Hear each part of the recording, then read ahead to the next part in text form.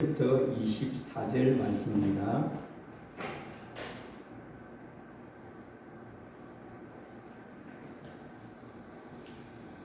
제가 봉독해 드리겠습니다. 이튿날 그들이 베다니에서 나왔을 때에 예수께서 시장하신지라 멀리서 잎사귀 있는 한 무화과 나무를 보시고 혹 그 나무에 무엇이 있을까 하여 가셨더니 가서 보신즉 잎사귀 외에 아무것도 없더라. 이는 무화과의 때가 아님이라. 예수께서 나무에게 말씀하여 이르시되 이제부터 영원토록 사람이 내게서 열매를 따먹지 못하리라 하시니 제자들이 이를 듣더라. 20절부터 낭독하겠습니다. 그들이 아침에 지나갈 때에 무화과 나무가 뿌리채 마른 것을 보고 베드로가 생각이 나서 여짜오되 랍비여 보소서 저주하신 무화과 나무가 말랐나이다. 예수께서 그들에게 대답하여 이르시되 하나님을 믿으라. 내가 진실로 너희에게 이르노니 누구든지 이 산들어 들리어 바다에 던져지라 하며 그 말하는 것이 이루어질 줄을 믿고 마음에 의심하지 아니하면 그대로 되리라. 그러므로 내가 너희에게 말하노니 무엇이든지 기도하고 구하는 것은 받은 줄로 믿으라. 그리하면 너희에게 그대로 되리라. 아멘. 할렐루야. 이 시간 주님 앞에 나오신 성도님들을 주님의 이름으로 축복합니다. 우리 옆 사람과 인사 나누겠습니다. 그냥 하시지 마시고 마음을 담아서 하시기 바랍니다. 이 시간 잘 오셨습니다. 하나님께서 은혜를 주실 것입니다. 네. 하나님께서 오늘 분명히 저희들에게 은혜 주실 줄 믿습니다. 저는 오늘 본문 말씀을 가지고 무화과 나무 사건이 주는 교훈이라는 제목으로 함께 은혜를 나누고자 합니다. 본문 말씀은 우리가 너무나 잘 아는 말씀입니다. 본문의 내용은 마태복음 21장 18절부터 22절에도 똑같이 나오는 말씀입니다. 예수님이 베다니에서 나왔을 때에 배가 고파 무화과 나무를 보고 무화과 열매를 구했으나 없어서 저주하여 무화과 나무가 뿌리채 말라 죽게 하는 사건입니다. 저는 오래전에 이 본문의 말씀을 읽을 때마다 또 목사님들이 이 본문을 가지고 설교를 하실 때마다 궁금한 것이 있었습니다. 우주 만물을 창조하시고 다스리시는 전능자이신 예수님이 왜 무화과 나무에서 열매가 맺히는 때가 아니라고 말씀하시면서 무화과 나무 열매를 요구하시고 때가 아니어서 열매를 맺지 못한 그 무화과 나무를 향해서 저주까지 하시고 말라 죽게 하셨을까 하는 의문이 풀리지 않았습니다. 그래서 저는 오랫동안 이 의문을 풀기 위해서 성경 주석을 찾아보기도 하고 또 물어보기도 했지만은 그 궁금증을 해결할 수가 없었습니다. 그래서 제가 신학대학원에 입학한 후에 설교학 시간이 있었습니다. 설교학을 배우는 과목이었는데 설교학 시간에 들어오신 설교학 박사이신 교수님에게 첫 시간 수업을 마치자마자 찾아갔습니다. 찾아가서 본문 내용을 물어봤습니다. 너무 궁금해서 질문을 했는데 교수님 역시 알 수 없다는 말씀뿐이었습니다.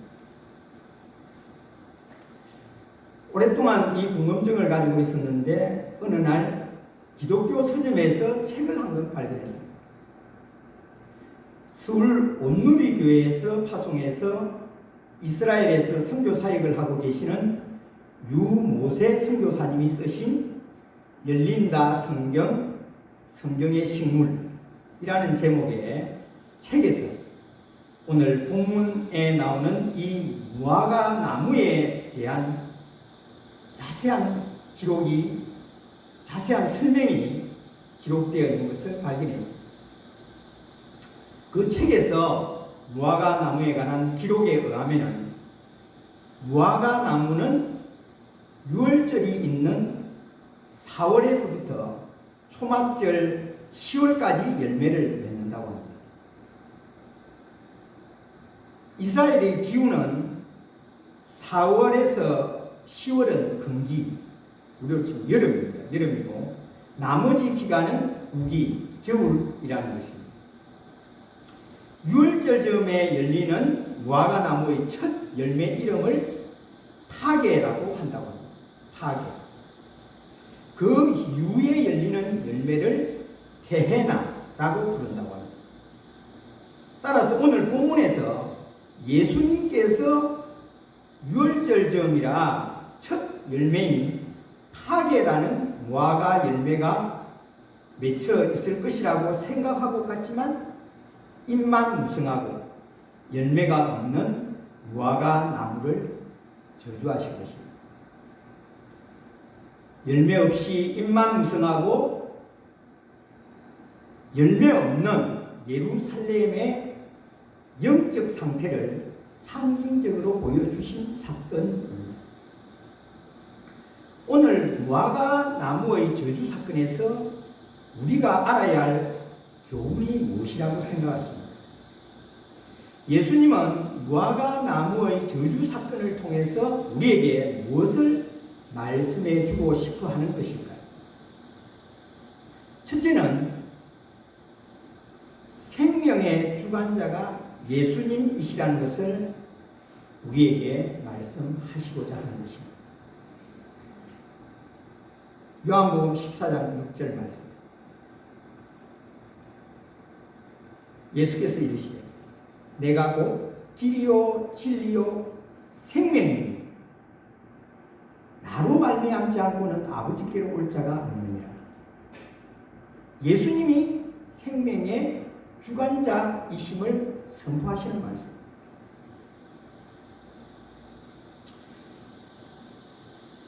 오래전에 저는 이런 뉴스가 보도되는 것을 보았습니다. 고속도로를 달려가는 승용차 운전석 맞은편에서 달려오던 컨테이너를 싣는 트레일러가 있었어요. 트레일러가 그 트레일러에서 아마 컨테이너를 이렇게 고정시키는 그 옆에 쇠를 받는 쇠덩어리가 있는 거예요. 고정시키기 위해서 트레일러에 쇠가 있는데 그 컨테이너를 이렇게 고정시키는 그 쇠덩어리가 빠져가지고 날라서 상대방 맞은편에 달려가는 승용차 운전석 앞에 그대로 치고 들어오고 그 운전사를 머리를 그대로 쳐버려가지고 즉사했다는 것입니다. 고속도로를 달려가는 차는 거의 대부분 100km 이상을 서로가 놓고 달려가지 않습니까? 그런데 이 차에서 쇳덩어리가 떨어져서 상대방 차 운전석으로 날아들어서 그 사람을 죽입니다. 마친다. 이건 확률이 있겠습니까? 기적 중에 기적입니다. 한번 상상을 안 해보십시오. 그게 맞아지는가? 마치려고 던진다고 한번 해봅시다. 그게 맞아진다고 생각합니까? 또 이런 뉴스도 보았습니다.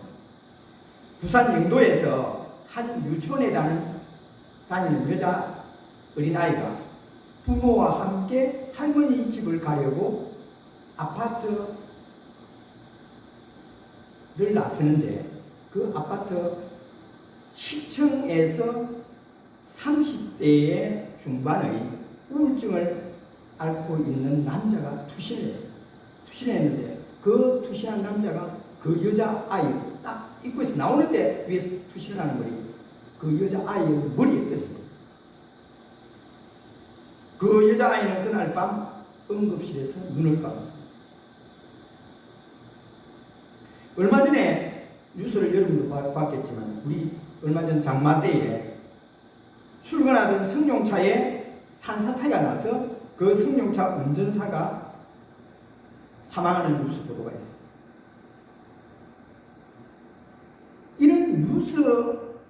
이런 사건의 뉴스 보도를 볼 때마다 우리는 무엇을 생각합니까? 왜 하나님은 이러한 끔찍하고도 무고한 죽음의 현장을 우리에게 보여주는 것입니다. 저는 이러한 사건을 볼 때마다 깨닫는 것이 있습니다.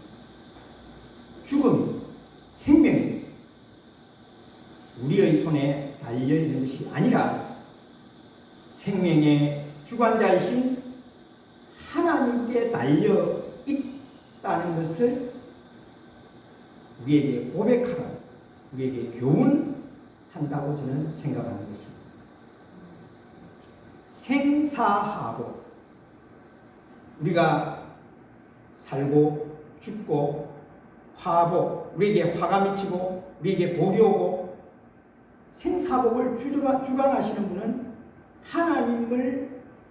하나님이시라는 것을 우리는 날마다 뉴스를 볼 때마다 깨닫고 살아가라는 교훈인 것입니다.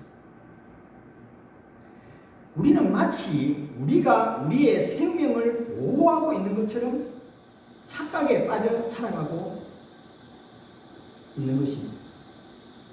그러나 우리가 아무리 살려고 발부둥 쳐도 하나님께서 이 사건을 이 시간에 우리를 불러가시면 우리는 하나님 앞에 갈 수밖에 없는 존재입니다. 제가 내일 하와이를 갑니다. 저는 항상 기도하는 게 이겁니다. 물론 친히 오라고 해서 가지만 하나님 허락해야 갑니다. 하나님, 제가 하나님께서 허락해 주시니까 하겠습니다. 내일 제가 간다고 아무리 비행기 예약을 해놓고 했지만 하나님이 허락하지 않으면 저는 갈 수 없는 것입니다.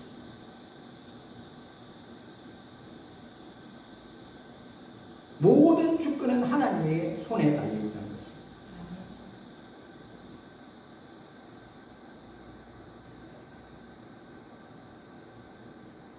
하나님은 우리에게 이렇게 말씀하십니다. 누가복음 12장 16절부터 20절 말씀. 이건 우리가 한번 함께 읽어보겠습니다. 시작. 또 비유로 그들에게 말하여 이르시되 한 부자가 그 밭에 소출이 풍성하며 심중에 생각하여 이르되 내가 곡식 쌓아둘 것이 없으니 어찌할까 하고 또 이르되 내가 이렇게 하리라. 내 곡간을 헐고 더 크게 짓고 내 모든 곡식과 물건을 거기 쌓아두리라. 또 내가 내 영혼에게 이르되 영혼아 여러 해 쓸 물건을 많이 쌓아두었으니 편안히 쉬고 먹고 마시고 즐거워하자 하리라 하되 하나님은 이르시되 어리석은 자여 오늘 밤에 내 영혼을 도로 찾으리니 그러면 내 준비한 것이 누구의 것이 되겠느냐 하셨습니다. 아멘입니까? 어떻습니까? 생명의 주관자가 하나님이심을 고백할 수밖에 없습니다. 생명의 주관자이신 주님 앞에 날마다 겸손히 말씀을 붙잡고 말씀 앞에 순종하는 삶을 살아가시는 저와 우리 성도님들 다 되시기를 바랍니다. 무화과 나무 사건이 주는 교훈은 둘째로는 잎만 무성하고 열매가 없으면 주님의 책망을 받는다는 교훈입니다. 이스라엘의 무화과는 이런 시기에 처음 열매를 맺는 파게라는 무화과와 나중에 상품 가치가 있고 진짜 무화과 열매라고 할 수 있는 일반적 의미의 테나라는 무화과의 두 종류의 열매가 있다고 말씀드렸습니다. 그러니까 예수님께서 터무니없이 무화과의 때도 아닌데 배가 고프시다고 화를 내가면서 무화과 나무에게 무리하게 열매를 요구한 것이 아닌 것입니다. 정식 무화과 열매는 아니더라도 첫째 열매인 파괴의 열매를 기대하셨다는 것입니다. 잎사귀가 무성하지 말든지 아니면 잎사귀에 걸맞게 열매를 맺든지 해야 했습니다. 더구나 동네 이름도 벳바게입니다. 이 벳바게라는 뜻은 벳 플러스 파괴입니다. 즉 무화과의 집이라는 뜻입니다. 그리고 베다니라는 이름 역시 벳 플러스 테나라는 단어입니다. 즉 테나 무화과의 집이라는 뜻입니다. 동네 이름까지 이렇게 부를 정도로 무화과가 많은 동네에서 탐스러운 무화과에 대한 기대가 컸으리라고 생각하게 됩니다. 더군다나 파괴라는 이 첫 열매는 상품 가치가 없어서 주인이 따로 관리한 것이 아니고 오히려 따내어야 했기 때문에 가난한 사람들이 길을 가다가 즐겨 따먹는 열매이기도 했다는 것입니다. 이스라엘 현지에서 이 무화과 파괴는 아마 맛은 별로 없었던 것 같습니다. 그러나 먹는 사람의 입장에 따라서는 무가치한 것이 아니라 생명의 양식이 될 수도 있었던 것입니다. 길가에 있던 무화과 나무의 주인이 누구인지 모르지만 파괴 정도는 따먹도록 내버려 둔 것이었고, 이 일찍 잎사귀가 무성한 무화과 나무가 파괴 열매라도 많이 맺었다면 가난한 사람들에게는 참 기쁜 소식이 되었을 것입니다. 그런데 입만 무성했습니다. 예수님은 자기 자랑만 하고 이웃을 배려하지 않는 입만 무성한 사람들을 너무나 많이 보셨을 것입니다. 그래서 실망하실 만도 하고 분노하실 만도 하셨다는 생각을 하게 되는 것입니다. 그런 의미에서 이 사건은 예수님의 행동에 우리가 그리 의아해 하거나 당황해야 할 사건이 아니라 실물 교육을 통해서 제자들에게 영적 가르침을 주신 것입니다. 우리에게도 역시 입만 무성학 인생을 살지 말고 비록 파괴와 같은 열매일지라도 열매를 맺으라고 하는 교훈으로 받아들여야 하는 것입니다. 입만 무성하고 열매가 없으면 우리도 이 무화과 나무처럼 주님 앞에 책망 받는다는 것입니다. 세 번째는 열매가 없는 것은 믿음의 문제임을 비유를 통해 우리에게 교훈하고 계십니다. 대개 지금까지 우리는 설교를 통해서 무화과 나무의 저주 사건은 하나님의 심판을 경고한다고 들어왔습니다. 틀린 얘기는 아닐 것입니다. 그런데 우리가 여기서 한 가지 짚고 지나갈 것이 있습니다. 하나님을 믿지 않는 자들에게는 심판에 대한 경고의 말씀일 수 있습니다. 그러나 오늘 본문의 말씀은 예수님의 제자들에게 이 무화과 나무의 저주를 통해서 믿음에 대한 교훈을 주시고자 하셨다는 사실입니다. 예수님의 제자들에 대한 교훈은 예수님의 대답에서 그 해답을 찾을 수 있습니다. 22절, 24절에 이렇게 말씀하십니다. 한번 우리 함께 읽어볼까요? 22절 시작. 예수께서 그들에게 대답하여 이르시되 하나님을 믿으라.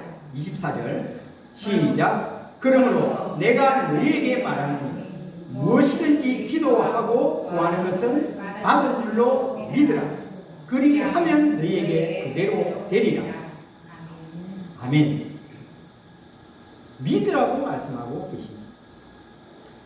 예수님의 제자들, 즉 하나님의 자녀가 된 우리는 믿음이 있으면 반드시 열매를 맺을 수밖에 없다는 것입니다. 상품 가치가 좋은 테나 무화과나무의 열매가 아니더라도 파괴 같은 하잘것없는 열매지만 열매를 맺을 수 있다는 것입니다. 우리가 잘 아는 예수님의 달란트 비유가 있습니다. 예수님은 5달란트 받은 자에게는 5달란트를 요구했습니다. 2달란트 받은 자에게 5달란트를 요구하시지 않고 2달란트 받은 자에게도 2달란트를 요구했습니다. 요구하신 대로 똑같이 남겼을 때에 똑같이 말씀하십니다. 착하고 충성된 종아, 내가 적은 일에 충성하였으며 많은 것으로 내가 내게 주노니 내 주인의 즐거움에 참여할지어다. 그런데 1달란트 받은 자에게도 1달란트를 요구했습니다. 1달란트 받은 종은 땅에 파묻어 두었다가 1달란트만 가지고 왔습니다. 이때 예수님은 1달란트만 가지고 온 종에게 이렇게 얘기합니다. 악하고 게으른 종아. 그렇게 말합니다. 바깥 어두운 데로 내쫓아 거기서 슬피 울며 이를 갈미 있으리라. 이렇게 말씀하십니다.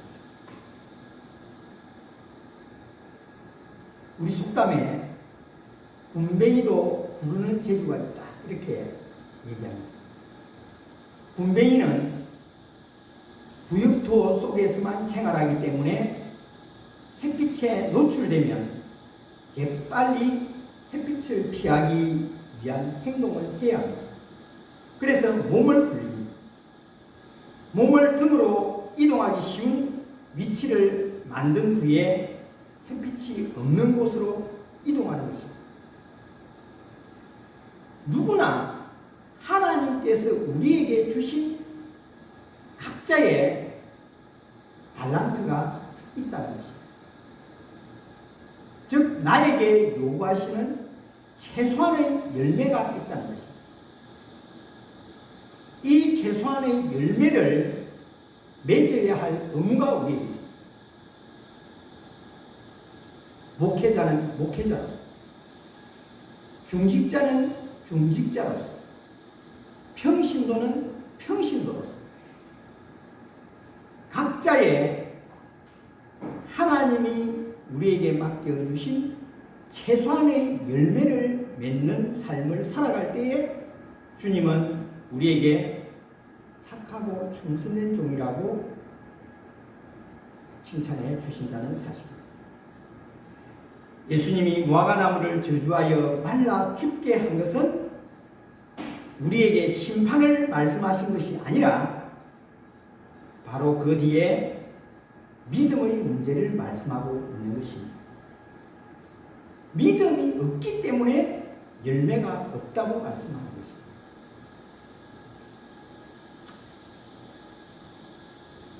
포항공대가 아니고 한동대, 포항에 있는 한동대 총장으로 계셨던, 지금은 돌아가신 고 김영길 박사님이 나사에 근무하셨습니다. 나사 미항공우주국에 근무하고 있을 때의 일입니다. 한 흑인 연구원이 와서 박사님에게 종교가 무엇이냐고 물었습니다. 음격길에 아내와 함께, 아내가 미국이 교회에 가다 보니까 이 영어가 말씀이 잘 안 들어오니까 자기가 옆에서 통역을 좀 해주기 위해서 한 번씩 따라가는 거예요. 그래서 자기도 모르게 응격길에 I'm Christian 이렇게 얘기했다고 합니다. 자기는 예수 믿는 사람이 아닌데 사실은 그냥 마누라 따라 한 번씩 구해가지고 건데 그렇게 대답했다고. 그 흑인 연구원이 그러면 내하고 함께 가볼 것이 있다고 하면서 그 흑인 연구원의 이끌림에 따라서 지하에 있는 나사 신우의 회원들의 예배 현장을 가보게 되었다고 합니다. 그런데 거기서 나사 과학자들의 예배하는 모습을 보고 충격을 받았다고 합니다. 어떻게 세계적인 과학자들이 한두 명도 아니고 100명에 가까운 과학자들이 꿇어 앉아서 손을 들고 예배를 드릴 수 있는가 하는 것입니다. 김영길 박사님은 충격을 받고 기가하는 길에 서점에 들러서 성경에 관련된 책들을 사다가 며칠 읽었다는 것입니다. 아마 과학자답게 정말 하나님이 계시는가 책을 통해서 자기가 알아보겠다는 것이겠죠. 그래서 성경도 읽었는데 요한복음 2장을 읽는데 요한복음 2장에서 갈릴리 가나에 예수님의 물이 포도주가 된 그 첫 기적을 일으키는 사건을 읽게 되었습니다. 그런데 물이 포도주가 되려면은 화학적인 변화가 일어나야 하는데 도저히 믿어지지 않았다고 합니다. 그래서 자기 아내에게 물어보았다고 합니다. 여보, 성경을 읽어보니 도저히 하나님이 믿어지지 않습니다. 라고 말하니까 아내 근사님이 김영애 사모님 이렇게 대답했다고 합니다. 성경 말씀에 있는 그대로 그냥 믿으면 됩니다. 그렇게 얘기했다는 것입니다. 그 후에 김영길 박사님이 하나님을 만났고 우리나라 창조과학회 초대 회장을 역임하며 과학자가 증명할 수 없는 신에 대한 믿음을 강조하면서 우리에게 믿으라고 말씀합니다. 이해하려고 하지 말고 하나님의 말씀을 있는 그대로 믿으면 된다는 것입니다. 요한복음 1장 1절에 우리에게 이렇게 말씀하십니다. 태초에 말씀이 계십니다. 이 말씀이 하나님과 함께 계셨으니 이 말씀이 곧 하나님이십니다. 말씀이 하나님이십니다. 말씀이 하나님이시기 때문에 말씀을 이해하고 믿는 것이 아니라 말씀을 있는 그대로 믿으면 된다는 것입니다. 제가 예전에 무화과의 때가 아닌데 왜 말라 죽게 하셨습니까? 믿어지지 않았습니다. 그러나 인간의 지식이 한계가 있는 것입니다. 하나님은 자신을 토기장이라고 말씀하십니다. 토기장이가 진흙으로 우리를 지으셨고 지음을 받은 우리는 지은이의 목적대로 쓰임받으면 되는 것입니다. 로마서 9장 21절 22절에 우리 다 같이 읽어볼까요? 시작. 이 사람아 내가 누구에게 감히 하나님께 반문하느냐? 지음을 받은 물건이 지은 자에게 어찌 나를 이같이 만들었느냐고 말하겠느냐? 토기장이가 진흙 한 덩이로 하나는 기 있을 그릇을 하나는 천이 있을 그릇을 만들 권한이 없느냐? 아멘. 믿음이 없어서 우리가 열매를 맺지 못하는 것입니다. 믿음으로 나아갑시다. 믿음으로 열매를 최소한의 열매인 파괴라도 맺어서 우리를 지으신 아버지 하나님을 기쁘시게 하는 저와 우리 성도님들이 다 되시기를 바랍니다. 말씀의 뿌리를 내고 성령의 열매를 우리가 맺어봅시다. 갈라디아서 5장 22절 23절에 오직 성령의 열매는 사랑과 희락과 화평과 오래 참음과 자비와 양선과 충성과 온유와 절제니 이 같은 것을 금지할 법이 없느니라. 사랑의 열매, 희락의 열매, 화평의 열매, 성령의 9가지 열매뿐만 아니라 우리가 잘못할 때마다 회개의 열매, 또 전도의 열매, 이러한 열매들을 통해서 우리는 주님을 기쁘시게 하는 일에 우리 자신을 드려야 하는 것입니다. 오늘 말씀을 통해서 예수님께서는 열매를 맺지 못한 무화과 나무를 통해 보여주시고자 하시는 것이 있었습니다. 그것은 입만무성하고 열매를 맺지 못하는 예루살렘의 영적 상태가 그것이었습니다. 이것뿐만이 아니라 예수님 자신이 임박한 죽음을 앞두고 제자들에게 믿음을 가르치고 하시고 싶어 하셨던 것입니다. 말씀을 정리하겠습니다.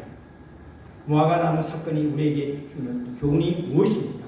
첫째는 생명의 주관자가 예수님이시라는 것입니다. 둘째는 입만무성하고 열매가 없으면 예수님의 책망을 받을 수밖에 없다는 것입니다. 그리고 이 열매가 없다는 것은 바로 믿음의 문제임을 깨달아야 한다는 것입니다. 내가 믿음이 있는가? 나를 지으신 이의 목적대로 내가 쓰임받고 있는가? 나는 어떤 열매를 맺으며 지으신 이를 기쁘게 하는 삶을 살 것인가? 우리 자신들을 돌아보고 주님이 기뻐하시는 삶을 살아가시는 저와 우리 신주전원교회 모든 성도님들 다 되시기를 주님의 이름으로 축원합니다. 축원합니다. 기도하겠습니다. 살아계신 하나님, 이 시간 무화과나무 사건을 통해서 저희들에게 말씀하여 주시니 감사합니다. 생명의 주인이 예수님이심을 다시 고백합니다.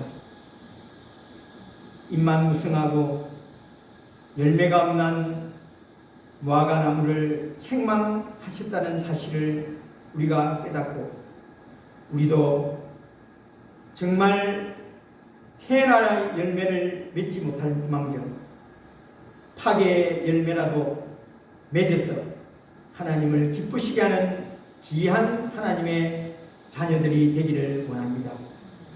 열매를 맺지 못하는 것이 믿음이 없음을 깨달으라고 우리에게 말씀해 주시니 감사합니다. 주님, 이제 주님을 믿고 의지하고 주님만 바라보며 소망하며 주님 앞에 나아가고자 합니다. 주님, 저희들을 어루만지시고 저희들을 인도하시고 눈동자같이 보호하시고 살펴주신 주님, 오늘도 그 주님을 사랑하며 주님만 바라보며 살아가겠습니다.